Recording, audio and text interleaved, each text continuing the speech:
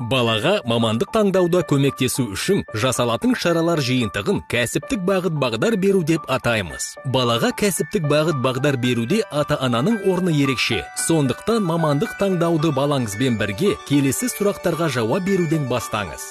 Бірінші, балаңыз кім болуды армандайды? Ойында жүрген мамандықтар қайсы? Олардың тізімін жасаңыз. Екінші, тізімдегі мамандықтарды не байланыстырады? Балаңызбен ойланып көріңіз. Үшінші, балаңызға қай салада жұмыс істеген көбірек ұнайды? Адамдармен бе, әлде құжаттармен бе? Мүмкін жануарларды күту немесе техниканың құлағында ойнау, шығармашылықпен айналысу ұнайтын шығар. Төртінші, балаңыз мектепте қай пәнді сүйіп оқиды? Жанына нақты ғылымдар жақын ба, әлде гуманитарлық па? Бесінші, балаңызға ұнайтын салада қай мамандыққа сұраныс жоғары? Бәсекеге қабілетті болу үшін балаңызға қандай қабілеттер қажет?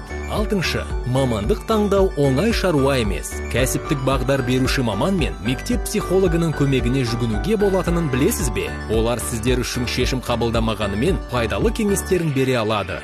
Болашақта қай саладағы мамандарға сұраныс өте жоғары болады? Мамандардың болжауынша 21 ғасырда ақпараттық технологиялар, IT, медицина, ғарыш, робототехника және машина құрастыру, әлеуметтік саладағы мамандықтарға сұраныс жоғары болады. Заманауи мамандықтарға баланы дайындау үшін ата-ана не істеу керек? Бірінші, балаңызға ұжымда жұмыс істеу білуді үйретіңіз. Екінші, балаңыздың қызығушылығына қолдау білдіріп, шығармашылық еркіндігін шектемеңіз. Үшінші, балаңызға оның әлсіз және күшті тұстарын анықтауға көмектесіңіз. Балаға болашақта қандай дағдылар қажет болады? Сарапшылардың пікірінше, жобалар жасай білу машықтары, топтық жұмыс істей алу, түрлі жағдайларға тез бейімделу, үлкен көлемді ақпаратты өңдей алу дағдысы еңбек нарығында үлкен маңызға ие болады.